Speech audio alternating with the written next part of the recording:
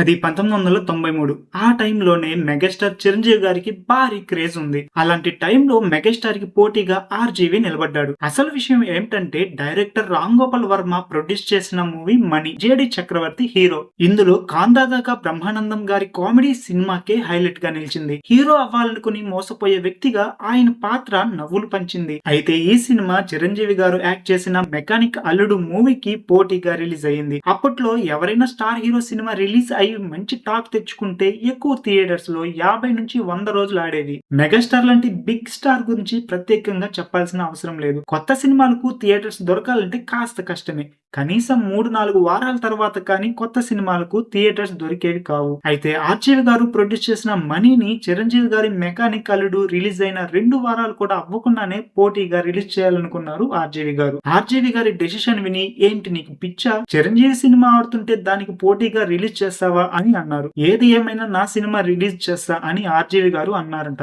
అది విని ఇండస్ట్రీలోని వారంతా ఆర్జీవికి ఓవర్ కాన్ఫిడెన్స్ అని నవ్వుకున్నారు. ఈ విషయం తెలిసి హీరో జేడి చక్రవర్తి కూడా వర్మ దగ్గరకు వెళ్లి, సార్ చిరంజీవి గారి సినిమాకు పోటీగా మన సినిమా విడుదల చేయడం అవసరమా అని అడిగారట. దీంతో వర్మ ఓ చిన్న లాజిక్ చెప్పారంట. ఆయన సినిమా థియేటర్లలో ఆడుతుండగా మన మూవీని విడుదల చేస్తున్నాం. ఒకవేళ మన సినిమా ఫ్లాప్ అయిందనుకో, వీళ్లకు కొవ్వు కాకపోతే చిరంజీవి సినిమాకు పోటీగా విడుదల చేస్తే ఆడుతుందా పెడుతుందా అని అనుకుంటారు. స్టోరీ గురించి ఇందులో యాక్ట్ చేసిన వాళ్ళ గురించి పెద్దగా ఆలోచించరు. హిట్ అయిందనుకో, చిరంజీవి సినిమా ఉన్నా కూడా బాగా ఆడింది అని అంటారు. పైగా పబ్లిసిటీ కూడా వస్తుంది. అప్పుడు ప్రొడ్యూసర్ గా నా కెరీర్, డైరెక్టర్ నాగేశ్వరరావు హీరోగా నీ కెరీర్ సెట్ అయిపోయినట్టే అని అన్నారట. ఇక్కడ మరో విషయం ఏమిటంటే సినిమా విడుదలకు ఒక్క రోజు ముందు పోస్టర్లను ప్రింటింగ్ చేశారు. ఎందుకంటే కనీసం పోస్టర్లు వేయడానికి కూడా చాలినన్ని డబ్బులు లేవట. మనీ విడుదలైన మొదటి రోజే పాజిటివ్ టాక్ తెచ్చుకుంది. ఆ తర్వాత క్రమంగా పుంజుకుని బాక్సాఫీస్ వద్ద మంచి విజయాన్ని సొంతం చేసుకుంది. సుమారు 55 లక్షలతో సినిమాను ప్రొడ్యూస్ చేస్తే 5 రెట్లు లాభాలను తెచ్చిపెట్టింది. ఆర్జీవి గారి డేరింగ్ గురించి మీరేమంటారు కింద కామెంట్ చేయండి.